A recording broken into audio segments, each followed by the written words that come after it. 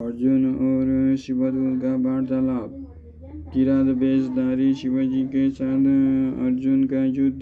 पहचानने पर अर्जुन द्वारा शिव स्तुति। शिवजी का अर्जुन को वरदान देकर अंतर्ध्यान होना। अर्जुन का आश्रम पर लौटकर भाइयों से मिलना। श्री कृष्ण का अर्जुन से मिलने के लिए वहां पधारना।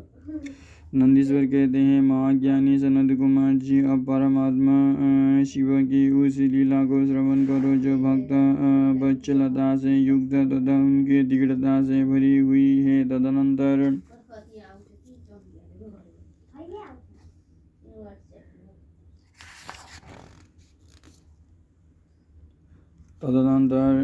शिवाजी ने उस बाण को लाने के लिए तुरंत ही अपने अनुचर को भेजा। उधर अर्जुन भी उसी निमित्त वहां आए।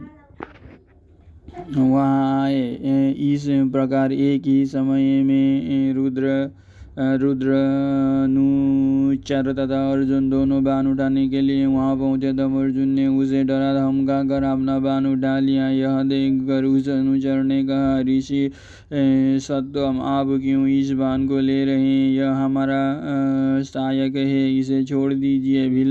भिल्लराज ने उस अनुचर द्वारा यो कहे जाने पर मुनि श्रेष्ठ अर्जुन ने शंकर जी का स्मरण किया और इस प्रकार कहा। अर्जुन बोले, वनेचर, तू बड़ा मूर्ख है, तू बिना समझे बुझे क्या बक रहा है? इस बाण को तो मैंने अभी अभी छोड़ा है, फिर यह तेरा कैसे? इसकी धारियों तथा पिछों पर मेरा ही नाम अंकित है, फिर यह तेरा कैसे हो गया? ठीक है, तेरा कुटिल स्वभाव छूटना कठिन है। नंदीश्वर जी कहते हैं, मुने अर्जुन का यह कथन सुनकर भिल्ल रूपी गणेश्वर को हंसी आ गई। तब वो ऋषि रूप में वर्तमान अर्जुन को यह उत्तर देते हुए बोले, रे तापस, सुन, जान पड़ता है तू तपस्या नहीं कर रहा है, केवल तेरा वेश ही तपस्या का है, क्योंकि सच्चा तपस्वी छल कपट नहीं करता। भला जो मनुष्य तपस्या में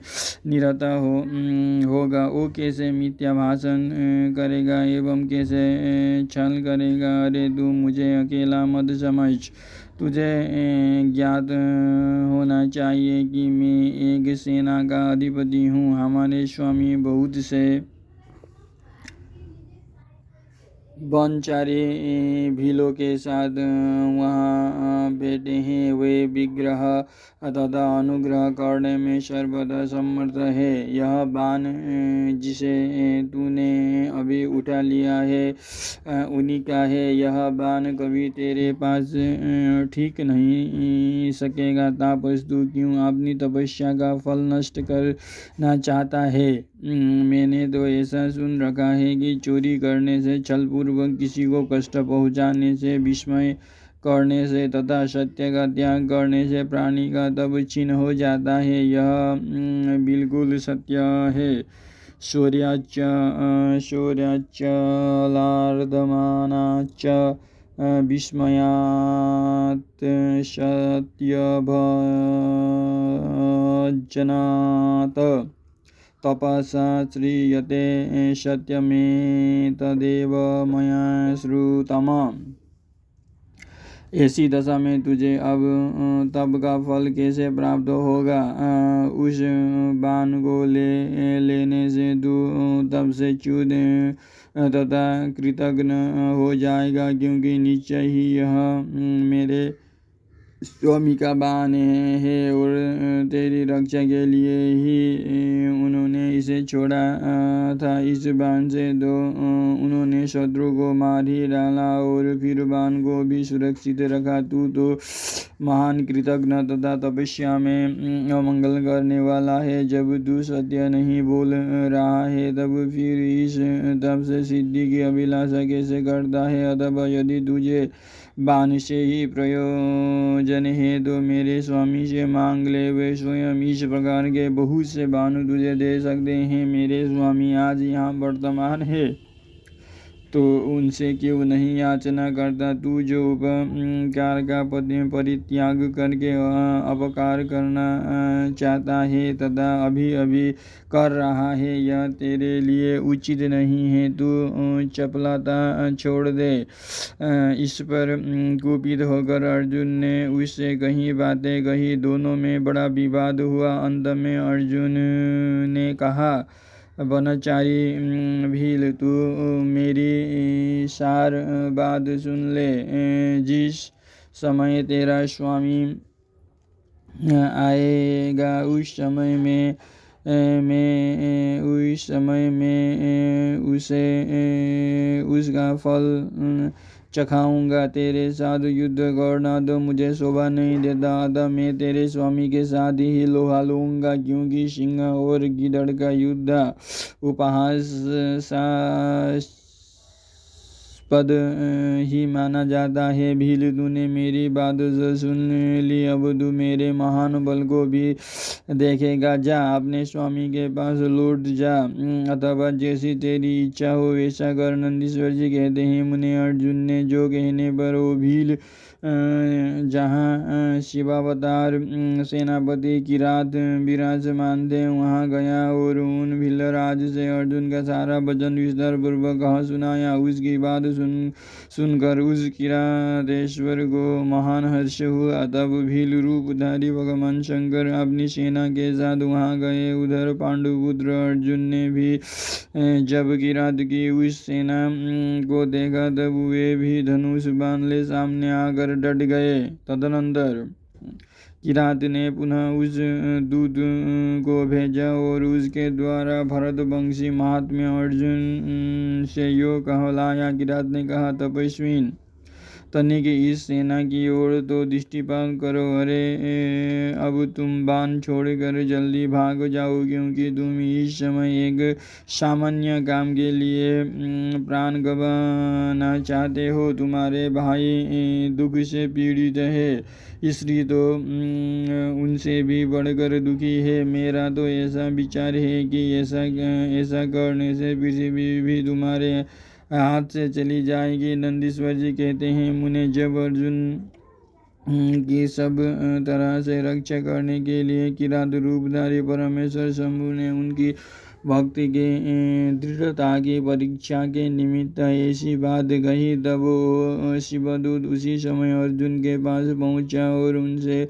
वो सारा वृत्तांत उनसे विस्तार पूर्वक कह सुनाया। उसकी बात सुनकर अर्जुन ने उस समागत दूत से पुनः कहा, दूत, तुम जाकर अपने सेनापति से कहो कि तुम्हारे कथनानुसार करने से सारी बातें विपरीत हो जाएगी। यदि मैं तुम्हें अपना बाण दे देता हूँ तो निसंदेह मैं अपने कुल को दूषित करने वाला सिद्ध होऊंगा। इसीलिए भले ही मेरे भाई तो खार्द हो जाए तथा मेरी सारी विद्याएं निष्फल हो जाएं, परंतु तुम आओ तो सही। मैंने ऐसा कभी नहीं सुना है कि कहीं सिंह गिदड़ से डर गया हो। इसी प्रकार राजा क्षत्रिय कभी भी वनचर से भयभीत नहीं हो सकता। नंदीश्वर जी कहते हैं, मुने अर्जुन के यो कहने पर वो दूत पुनः अपने स्वामी के पास लौट गया और उसने अर्जुन की कही हुई सारी बातें उनके सामने विशेष रूप से निवेदन कर दी। उन्हें सुनकर किरात वेशधारी सेना नायक महादेव जी अपनी सेना के साथ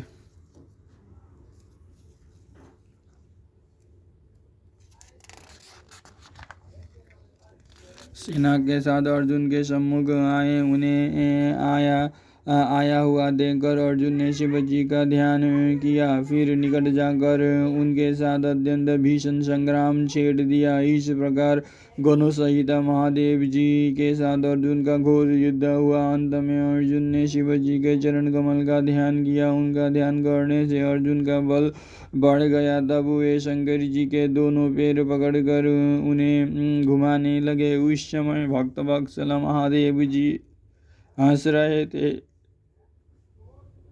मुने भक्त पराधीन होने के कारण मैं अर्जुन को अपनी दासता प्रदान करना चाहते थे, इसीलिए उन्होंने ऐसी लीला रची थी, अन्यथा ऐसा होना सर्वथा असंभव था। तत्पश्चात शंकर जी ने भक्त परवशता के कारण मुस्कुरा कर वहीं अपना सौम्य एवं अद्भुत रूप सहसा प्रकट कर दिया। पुरुषोत्तम शिवजी का जो स्वरूप वेदों, शास्त्रों तथा पुराणों में वर्णित है तथा व्यास जी ने अर्जुन को ध्यान करने के लिए जिस सर्वसिद्धि दाता रूप का उपदेश दिया था, शिवजी ने वही रूप दिखाया। तब ध्यान द्वारा प्राप्त होने वाले शिवजी के उस सुंदर रूप को देखकर अर्जुन को महान विस्मय हुआ। फिर वे लज्जित होकर स्वयं पश्चाताप करने लगे। ओहो, जिनको मैंने प्रमुख रूप से वरण किया है, वो त्रिलोकी के अधीश्वर कल्याणकर्ता साक्षात स्वयं शिव तो यही है। हाय, इस समय मैंने यह क्या कर डाला। ओ भगवान, शिव की माया बड़ी बलवती है।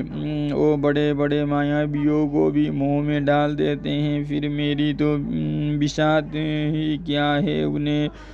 उन्हीं प्रभु ने अपने रूप को छिपाकर यह कौन सी लीला रची है। मैं तो उनके द्वारा चला गया। इस प्रकार अपनी बुद्धि से भली भांति विचार करके अर्जुन ने प्रेम पूर्वक हाथ जोड़ एवं मस्तक झुकाकर भगवान शिव को प्रणाम किया। फिर खिन्न मन से योग अर्जुन बोले, देवादिदेव महादेव, आप तो बड़े कृपालु तथा भक्तों के कल्याण करता है। सर्वेश, आपको मेरा अपराध क्षमा कर देना चाहिए। इस समय आपने अपने रूप को छिपाकर यह कौन सा खेल किया है।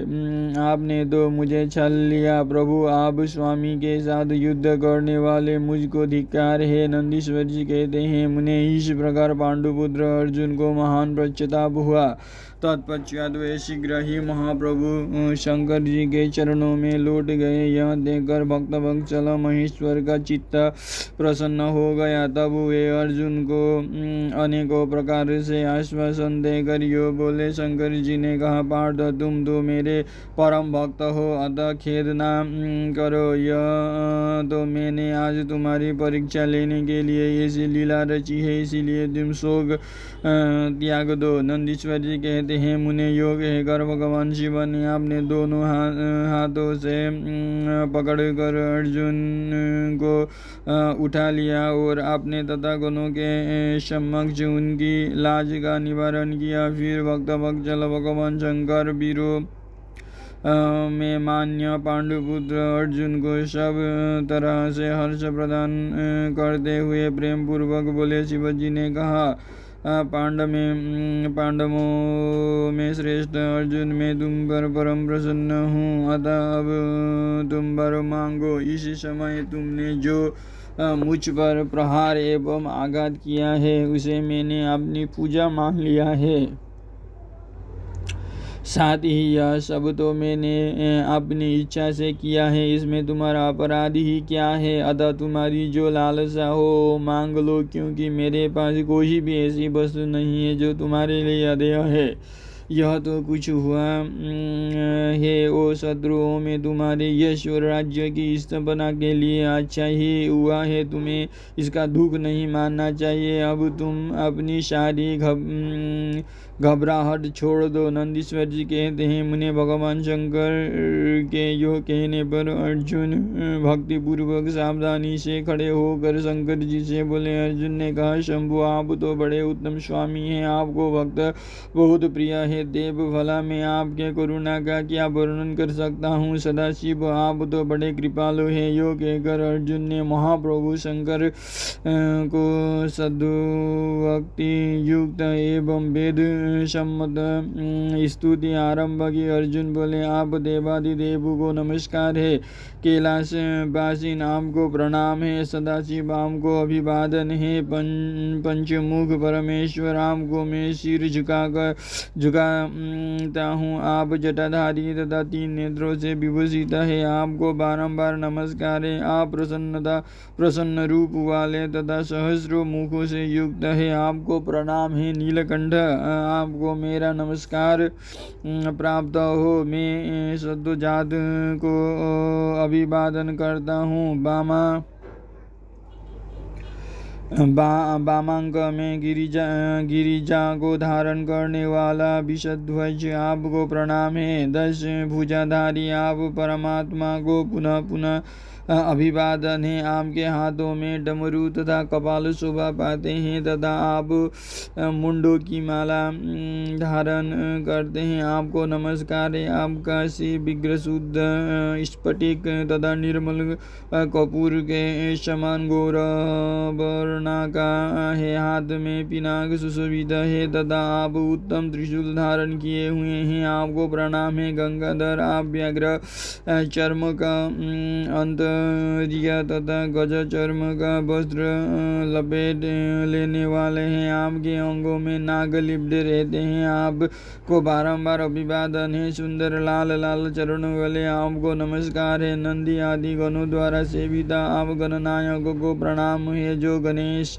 स्वरूप है, कार्तिकेय उनके अनुगामी है, जो भक्तों को भक्ति और मुक्ति प्रदान करने वाले हैं, उन आपको पुनः पुनः नमस्कार है। आप निर्गुण सगुण रूप सहित रूपवान कला युक्त तथा निष्फल है, आपको मैं बारंबार सिर झुकता हूँ। जिन्होंने मुझ पर अनुग्रह करने के लिए विराट वेश धारण किया है, जो वीरों के साथ युद्ध करने के प्रेमी तथा नाना प्रकार की लीलाएं करने वाले हैं, उन महेश्वर को प्रणाम है। जगत में जो कुछ भी रूप दृष्टिगोचर हो रहा है, वो सब आप का ही तेज कहा जाता है। आप चिद्रूप है और अनवयद भेद से त्रिलोकी में रमन कर रहे हैं, जैसे भली कर्णों के आकाश में उदय हुए तारकाओं का तथा बरसते हुए जल की बूंदों की गणना नहीं की जा सकती, उसी प्रकार आपके गुणों को भी संख्या नहीं है। नाथ, आपके गुणों की गणना करने में तो वेद भी समर्थ नहीं है। मैं तो एक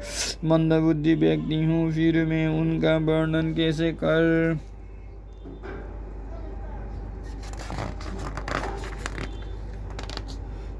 कर सकता हूँ। महेशान, आप जो कोई भी हो, आपको मेरा नमस्कार है। महेश्वर, आप मेरे स्वामी है और मैं आपका दास हूँ, अतः आपको मुझ पर कृपा करनी ही चाहिए। नंदीश्वर जी कहते हैं, मुने अर्जुन द्वारा किए गए इस स्तवन को सुनकर भगवान शंकर का मन परम प्रसन्न हो गया। तब वे हंसते हुए पुनः अर्जुन से बोले। शंकर जी ने कहा, बच्चा, अब अधिक कहने से क्या लाभ, तुम मेरी बात सुनो और अपना अभीष्ट पर मांग लो। इस समय तुम जो कुछ कहोगे वो सब मैं तुम्हें प्रदान करूँगा। नंदीश्वर जी कहते हैं, महेश, शंकर जी के यो कहने पर अर्जुन ने हाथ जोड़कर नतमस्तक हो सदाशिव को प्रणाम किया और फिर प्रेम पूर्वक गदगद वाणी में कहना आरंभ किया। अर्जुन ने कहा, विभो, आप तो स्वयं ही अंतर्यामी रूप से सबके अंदर विराजमान हैं, अतः घट घट की जानने वाले हैं। ऐसी दशा में मैं क्या कहूँ, तथापि मैं जो कुछ कहता हूँ उसे आप सुनिए। भगवान, मुझ पर शत्रुओं द्वारा जो संकट प्राप्त हुआ था वो तो आपके दर्शन से ही विनष्ट हो गया। अब जिस प्रकार मुझे इस लोक की परासिद्धि प्राप्त हो सके वैसी कृपा कीजिए। नंदीश्वर जी कहते हैं, मुने, इतना कहकर अर्जुन ने भक्त वत्सल भगवान शंकर को नमस्कार किया और फिर वे हाथ जोड़कर मस्तक झुकाए हुए उनके निकट खड़े हो गए। जब स्वामी शिवजी को यह ज्ञान हो गया कि यह पांडुपुत्र अर्जुन मेरा अनन्य भक्त है, तब वे भी परम प्रसन्न हुए। फिर उन महेश्वर ने अपने पशुपत नामक अस्त्र को, जो सर्वदा समस्त प्राणियों के लिए दुर्जय है, अर्जुन को दे दिया और इस प्रकार कहा, शिवजी बोले, बच्च, मैंने तुम्हें अपना महान अस्त्र दे दिया। इसे धारण करने से अब तुम समस्त शत्रुओं के लिए अजय हो जाओगे।